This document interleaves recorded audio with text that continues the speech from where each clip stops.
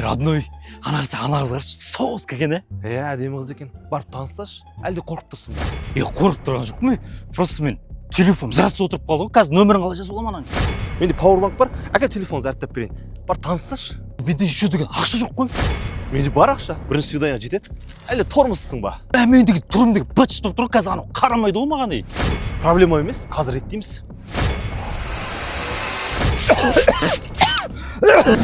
Все, красавчик болдың. Бар енді таныссай. Мендегі қарса киім онша емес қой. Киім бар ғой, родной. Киінсеші ме?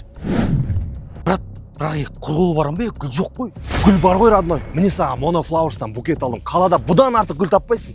Мә, осыны беріп таныссашы енді. Той, кейін анасы кетіп қалды ғой. Ладно, енді басқа жол таныса саламыз. Міне алып келдім, брат. Таныссашы. Брат, мына қыз маған қарамайды. Сен қарайсың болған?